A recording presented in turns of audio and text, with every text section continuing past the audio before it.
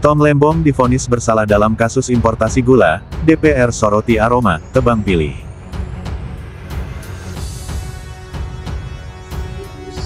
Aman ya, 4,5 tahun putusan Tom Lembong sangat layak untuk dipertanyakan. Kenapa enggak? Tidak ada bukti bahwa ada aliran masuk untuk keuntungan pribadi, tidak ada bukti bahwa dia merugikan negara, tetapi dia tetap dijatuhin hukuman. Orang sekompeten Tom Lembong aja bernasib seperti itu, apalagi kita masyarakat biasa.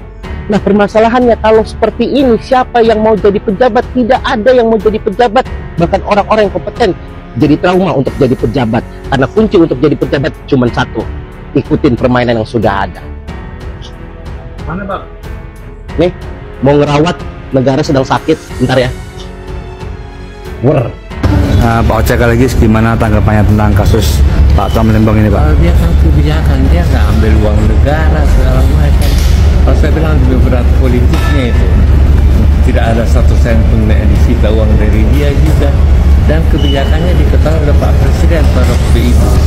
Makanya saya bilang kalau begini-begini ini perkara sampah ini.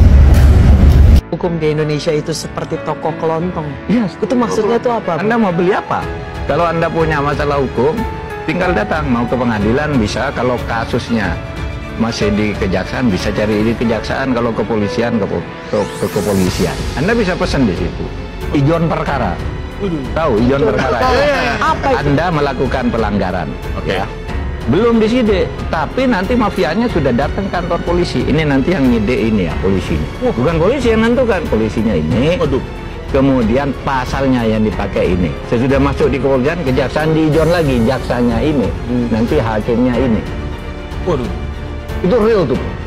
Real yang masuk-masuk ke penjara tuh kan begitu. Ya, itu. Sekarang sudah lebih canggih mainnya. Yang saya katakan ini, kenapa dulu kita punya nama atau sebutan mafia peradilan ya. Mafia peradilan itu kan karena pengadilan tuh dulu pakai ijon. Terdakwa Thomas Trikasih Lembong terbukti tidak pernah menerima hadiah, janji, keuntungan dari penugasan dan pemberian persetujuan impor kepada PT PPI, Inkopkar, Inkopol, dan Puskopol maupun 8 perusahaan gula rafinasi dan PT Kebun Tebu Mas. Bahwa berdasarkan keterangan para direktur 8 perusahaan gula rafinasi, terdakwa terbukti tidak pernah menerima keuntungan yang diperoleh PT PPI, Inkopkar, Inkopol, dan Puskopol dan 8 perusahaan gula swasta serta PT Kebun Tebu Mas. Bahwa berdasarkan keterangan para saksi dan ahli di persidangan, PT PPI, Inkopkar, Inkopol, dan Puskopol melakukan kerjasama jual beli gula kristal putih atau GKP berdasarkan perjanjian kerjasama antara PT PPI dengan 8 perusahaan gula rafinasi tertanggal 14 Juni 2016, yang dalam hal ini merupakan kebijakan yang dilakukan oleh PT PPI dan tidak ada keterlibatan terdakwa dalam penentuan harga pembelian GKP oleh PT PPI. Bahwa berdasarkan keterangan saksi para direktur 8 perusahaan gula rafinasi, tidak ada keterlibatan terdakwa Thomas Trikasih Lembong dalam proses penentuan harga PPN, PPH sehubungan dengan kerjasama PT PPI, Inkopkar, Inkopol, dan Puskopol dengan 8 perusahaan gula swasta sesuai dengan perjanjian kerjasama nomor 13 tahun 2016.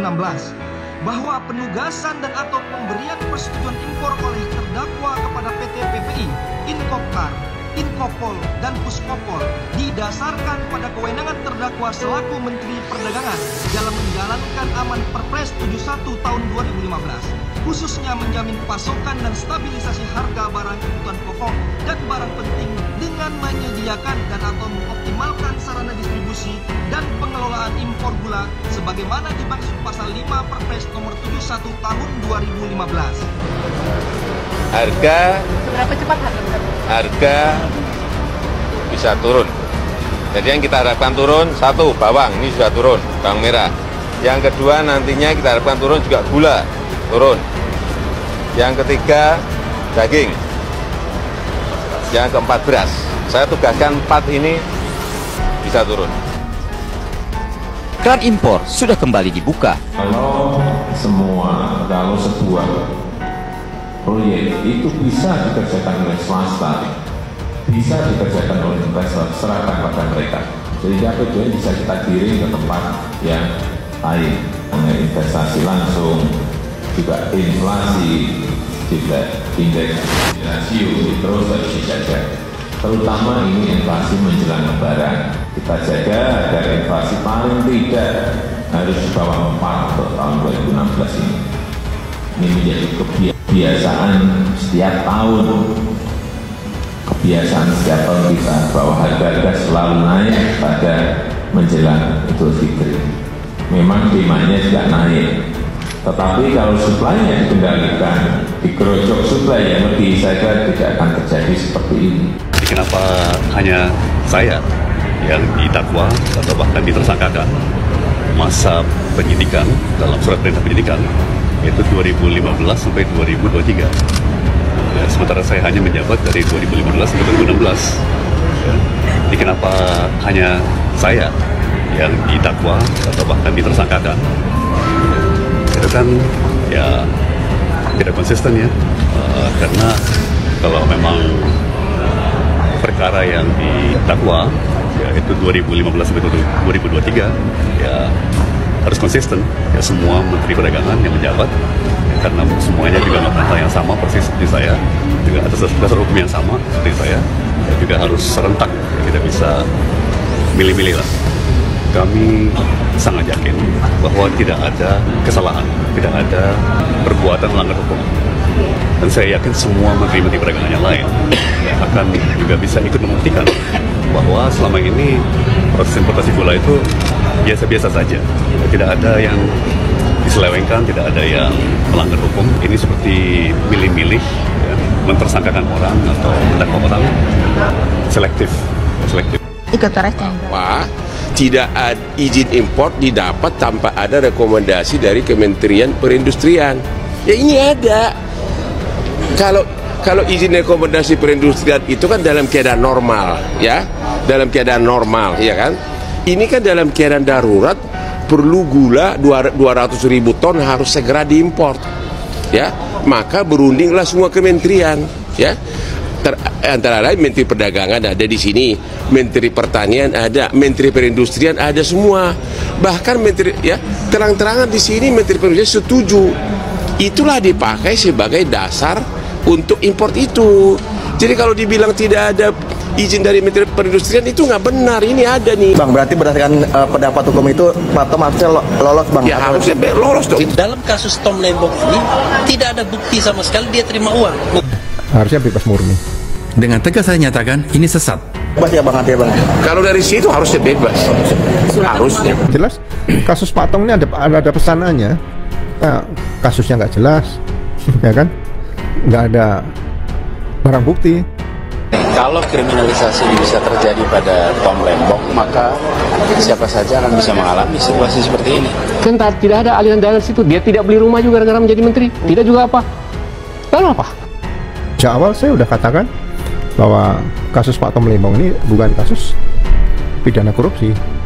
Bicara nggak usah ragu-ragu ya. Ini jelas kasus Pak Tong ini ada pesanannya. Nah, kasusnya nggak jelas, ya kan? Nggak ada barang bukti, alat buktinya juga keterangan saksiannya dari staf-staf, harusnya bebas murni. Onselah saja nggak bisa, harus perisprak. Bebas murni, Pak. Langkah Kejaksaan Agung yang menetapkan tersangka pada kasus Tom Lembong selaku menteri, yang notabene menterinya hanya 1 tahun. Tapi kita mendorong Kejaksaan agar fair dan tidak tebang pilih. Kalau Tom Lembong ditersangkakan hanya kebijakan impor, seharusnya menteri-menteri lain juga ikut diperiksa supaya prosesnya dianggap adil oleh masyarakat.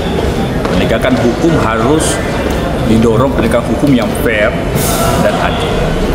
Itu yang pertama. Yang kedua, kita minta agar kejaksaan dalam pengusutan kasus ini tidak menargetkan kasus-kasus yang sudah lampau, yang sudah 10 tahun ke atas. Ini saya laras sejalan yang program Prabowo untuk mengawal pemerintahan Prabowo untuk kasus-kasus yang baru saja, supaya tidak mengganggu, terkesan ini jadi alasan tertentu. Gini loh, mana ada ya orang korupsi, apalagi dia tahu perbuatannya korupsi, tapi dia nggak dapat apa-apa. Menurut saya tuh masukin rumah sakit jiwa, bukan dikirim ke penjara. Orang Jadi kalau dia tahu perbuatannya itu korupsi, tapi dia lakukan sehingga dengan dia tidak mendapatkan apa-apa, kok nggak masuk akal menurut saya. Makanya saya bilang korupsi nggak dapat apa-apa itu mitos, nggak memperkaya diri sendiri, nggak menguntungkan diri sendiri, itu mitos. Gitu. Makanya harus ada. Betul ada unsur memperkaya orang lain, menguntungkan orang lain. Tapi ingat loh, itu semua harus dibuktikan juga ada unsur kesadaran pada diri pelaku ya, niat jahat untuk memperkaya orang tertentu. Gitu. Jadi jelas siapa yang dia mau perkaya, siapa yang mau dikasih keuntungan. Ya, ada keistimewaan kenapa orang-orang ini mau diuntungkan. Gitu. Tapi kan kalau tidak tergambar kan kita bingung. Apa iya ada orang korupsi mau memperkaya orang lain, menguntungkan orang lain, tapi orang lainnya random yang dia tidak kenal, tidak tahu siapa gitu kan. Itu kan makin membuat hukum jadi seperti tidak logis. Pada saat Pak Tom Lembong diumumkan sebagai tersangka, saya mengumpan pertanyaan lewat salah satu wartawan. Saya bilang, tolong tanyakan apakah Pak Tom Lembong menerima aliran uang, menerima sesuatu. Nah, diajukan, lalu ternyata jawaban saat itu, tapi saya tidak ingat ya siapa yang lakukan keterangan pers waktu itu, apakah Puspen atau Wirdik, saya tahu. Pertanyaan itu dijawab dengan gini, kami masih telusuri. Nah ini dari segi hukum pidana menurut saya ini jadi pertanyaan besar ya. Kenapa tidak dituntaskan dulu? Maka kalau Pak Tom menerima, ini kan sempurna dugaan kejahatannya. Kalau tidak menerima, juga belum tentu bisa lolos karena kan memang ada unsur yang bilang memperkaya orang lain, tidak harus memperkaya diri sendiri. Gitu, ya. Tapi pengumuman tersangka tanpa terlebih dahulu menunggu hasil pemeriksaan apakah ada menerima aliran atau tidak, itu menurut saya satu ketergesa-gesaan yang tidak masuk akal gitu. Karena saya tidak melihat ada urgensi untuk segera mentersangkakan ya, di kasus ini, selain juga kasusnya sudah lama gitu. Itu yang pertama. Nah kedua gini, dari sisi prioritas kasus ini sudah lama. Walaupun secara hukum sepanjang belum daluarsa masih bisa diusut, ya. Tapi saya juga sampaikan tadi, kasus yang sudah lama itu kalau diusut, bias keadilan. Kenapa? Karena jangan-jangan ada bukti-bukti penting yang sudah roib, goib, musnah, ada saksi yang sudah meninggal, bahkan mungkin lupa gitu. Karena kita ini kan jangankan yang 10 tahun lalu, 2 hari 3 hari lalu, kadang-kadang ingatan pendek kita lupa kita kemana gitu ya. Jadi ini berpotensi membuat bias keadilan. Maka kita perlu pertanyakan apa prioritasnya. Hari ini kasus Tony, kasus impor gula ada 4 saksi, 2 dari perdagangan, 2 dari perindustrian. Itu aja. Mereka Bapak sempat bilang akan ada kejutan yang akan disampaikan. Itu apa sih Bapak yang akan disampaikan dalam sidang itu? Ya belum sidang, nanti aja nonton dong. Apa hintnya buat para ini? Hah? Mungkin clue-nya apa kejutannya? Kejutannya Bang. Apa? Kejutannya akan bawakan apa? Selain 4 saksi tadi dihadirkan, apa kira-kira untuk intinya dengan pasal 28 keputusan Menteri Perdagangan 117, Menteri Perdagangan bisa melakukan apapun, ya bisa melakukan kekecualian suka-sukanya, ya itu. Dan ada menteri lain yang juga melaksanakan hal yang sama seperti Tom Lembong, yaitu Enggar ya. Tapi sampai sekarang nggak jadi tersangka. Ya, itu aja. Jadi memang dasar hukumnya kuat, ya. Apalagi swasta kan hanya ditugaskan suruh import, ya udah. Itu. Jadi memang ada pasalnya dan semua saksi mengakui bahwa memang di keputusan menteri itu pasal 28 bahwa menteri mempunyai kewenangan penuh untuk melakukan pengecualian. Di pengecualiannya itu tadi, yaitu satu BUMN ditunjuk untuk import dan BUMN-nya bekerja sama dengan swasta. Jadi apa pelanggarannya gitu loh, ya kan? Itu di BAP saksi yang tempatnya mengatakan itu, bahwa memang pasal 28 memberikan kuasa penuh kepada Menteri Perdagangan, dan Menteri Perdagangan sesudahnya yaitu Pak Enggar melaksanakan hal yang 100% sama. Bahkan Enggar, Menteri Perdagangan itu mengutip pasal 28 itu sebagai dasarnya. Menurut Prof, sebenarnya apa yang dilakukan Pak Tom Lembong itu keliru atau tidak sih? Sama sekali tidak. Ya, justru saya wondering ya gitu. Sebetulnya apa ya kesalahannya gitu ya. Ini justru kebijakan yang memang sudah benar. Jadi faktanya kalau kita bicara faktual problem atau fakta hukumnya itu memang ya dari yang saya punya aja nih 5 tahun itu emang kita tuh selalu ada gap, ada kekurangan ya terkait antara supply dan demand, antara penawaran dan tadi permintaan, terutama ini permintaannya terlalu banyak terkait dengan gula. Sementara tadi ya di dalam negeri itu tidak punya pasokan yang cukup. Jadi memang harus impor. Nah, kalau kita bicara mengenai kalau gitu apa dong yang harus dilakukan untuk impor? Apakah yang diimpor itu adalah raw sugar diolah lagi di sini gitu ya? Kemudian baru diberikan kepada pedagang besar atau tadi ya kalau ini penugasan ya, kemudian nanti di packaging lagi baru ke masyarakat, ataukah kemudian langsung tadi impor yang tadi white sugarnya.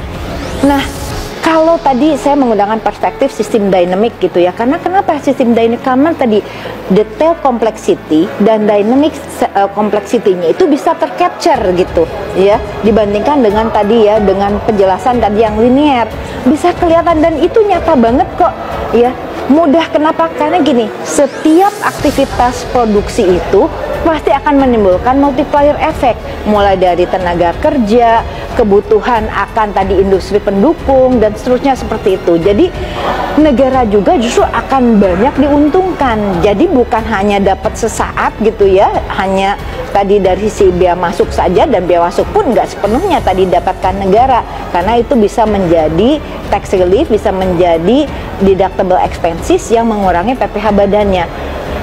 Jadi saya wondering kalau gitu, jadi salahnya di mana ya seperti itu? Apalagi ketika melihat penghitungannya, menganalisis penghitungan yang dilakukan dengan oleh tadi ahli dari BPKP ya, yang menghitungnya adalah kerugian keuangan negara itu dengan membuat selisih if, pakai if loh, pakai if dia itu bukanlah tadi import GKP tapi bukan GKM tapi GKP, maka ada selisih tadi terkait dengan tadi biaya masuk. Pertama, itu bukanlah fakta hukum.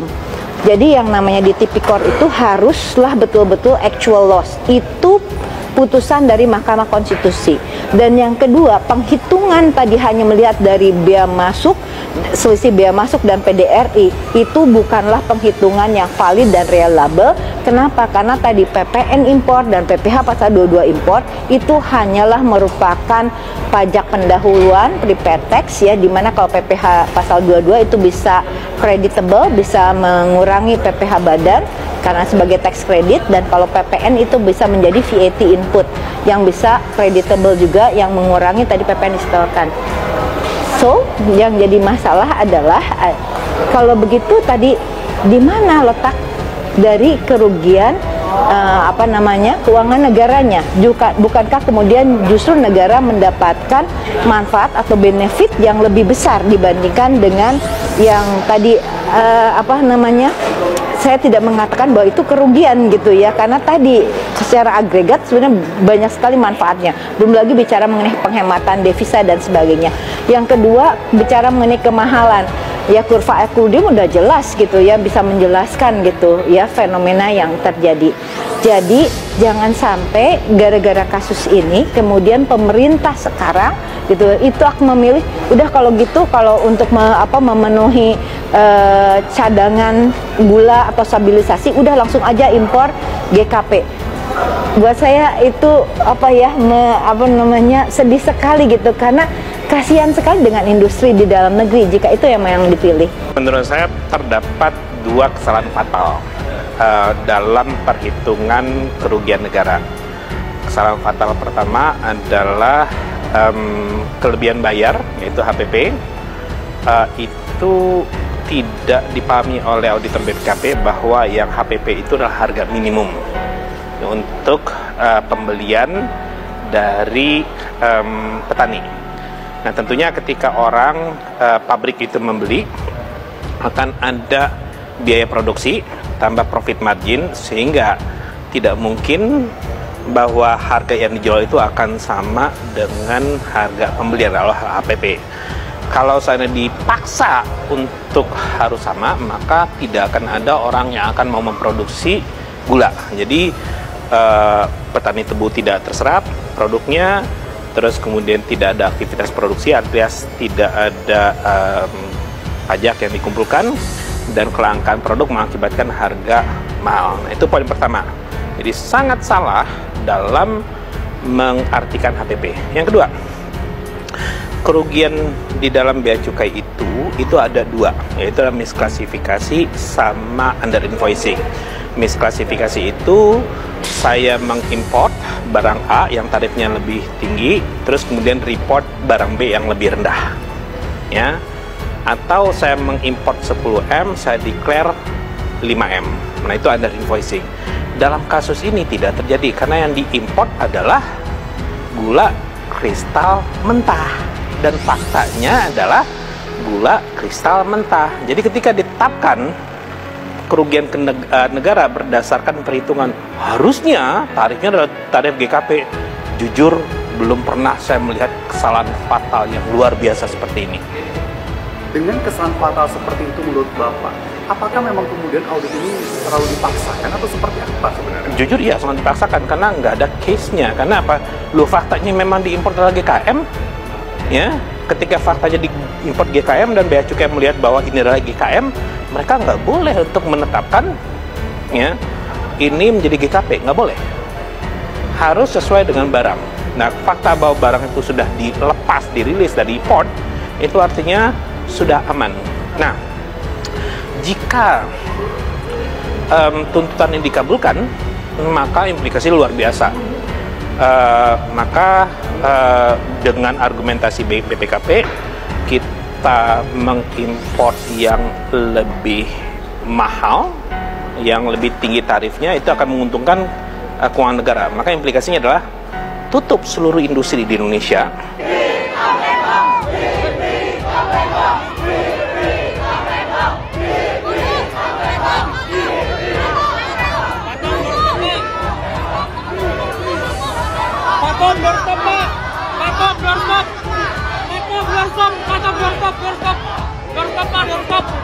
Hari ini kita sudah mendengar vonis dari majelis hakim. Tidak perlu saya uraikan lagi. Dari sudut saya, nama yang paling penting adalah majelis hukum tidak menyatakan adanya niat jahat dari saya. Tidak ada yang namanya mens rea. Saya kira paling penting. Dari awal, dari saat dakwaan sampai tuntutan sampai putusan majelis, tidak pernah menyatakan ada niat jahat, tidak pernah ada mens rea. Yang mereka tulis adalah tuduhan bahwa saya melanggar aturan. Yang kedua, yang sedikit, bukan sedikit, ya lebih dari sedikit janggal atau aneh bagi saya sih, ya majelis mengesampingkan wewenang saya sebagai Menteri Perdagangan. Saya kira undang-undang atau pemerintah, semua ketentuan yang terkait sangat jelas memberikan mandat kepada Menteri Perdagangan untuk mengatur tata kelola termasuk perdagangan, perniagaan, barang pokok, barang penting. Dan tadi saya lihat, saya catat secara teliti cermat, sebenarnya majelis mengabaikan bahwa saya punya wewenang tersebut. Dan juga dengan demikian, majelis mengabaikan hampir semua fakta persidangan, terutama keterangan saksi dan ahli, bahwa memang yang berwenang adalah Menteri Teknis, bukan Menko, bukan juga rakor para menteri sebagai sebuah forum koordinasi, tapi tanggung jawab, wewenang mengatur sektor teknis tetap melekat kepada Menteri Teknis. Jadi tidak ada undang-undang yang mengatakan selebihnya soal pertanian diatur lebih lanjut melalui peraturan Menko. Selalu akan bilang akan diatur lebih lanjut oleh Menteri Pertanian dan peraturan Menteri Pertanian. Tidak ada yang undang-undang yang mengatakan akan diatur lebih lanjut oleh peraturan Menko.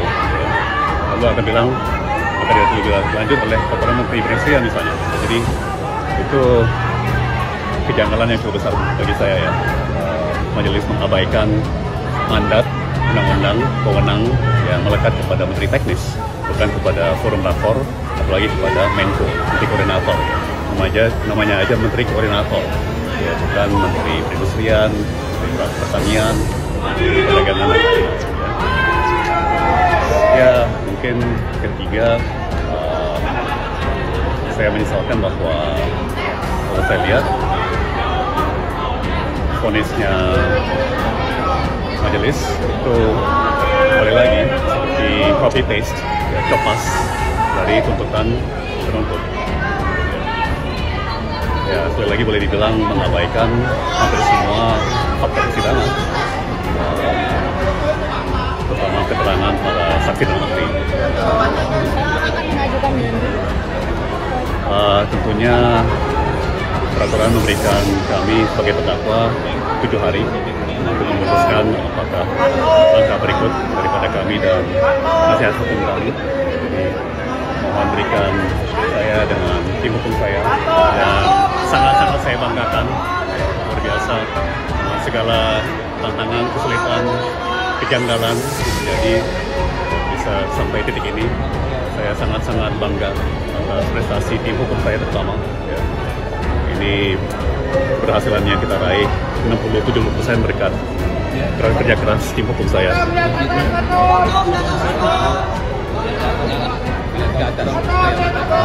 Mengabaikan keterangan-keterangan saksi yang sudah secara jelas menjelaskan bagaimana proses pengambilan suatu kebijakan, khususnya berkaitan dengan masalah penyediaan gula. Nah, dengan adanya pengabaian daripada fakta-fakta persidangan, maka telah memberikan suatu kesempatan bagi pengadilan berikutnya untuk meninjau dan memperbaiki keputusan ini, agar keputusan ini memberikan kepastian hukum.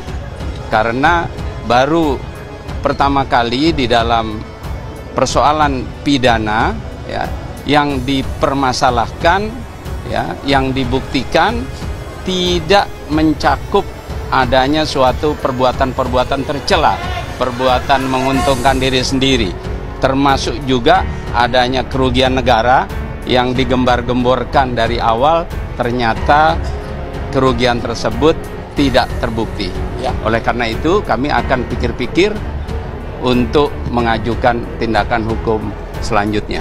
Terima kasih. Jadi keputusan ini kalau tidak ditinjau ulang bahaya sekali bagi semua pejabat-pejabat negara, bagi semua menteri-menteri. Ketika 5-10 tahun mendatang mereka mengambil kebijakan-kebijakan saat ini, maka mereka siap-siap akan terkena perkara korupsi. Itu bahaya sekali. Akibatnya apa? Para pejabat, para menteri tidak akan berani mengambil kebijakan, tidak akan berani mengambil keputusan, lalu negara tidak bisa berjalan.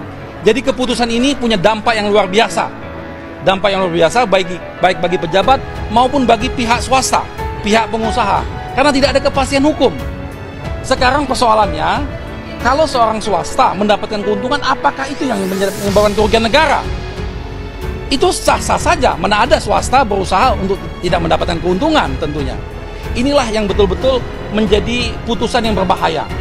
Karena tadi kita lihat bahwa hakim, terutama hakim tadi yang membacakan itu dia hakim anggota, Alvis, dia kami yakin dia yang membuat putusan tersebut.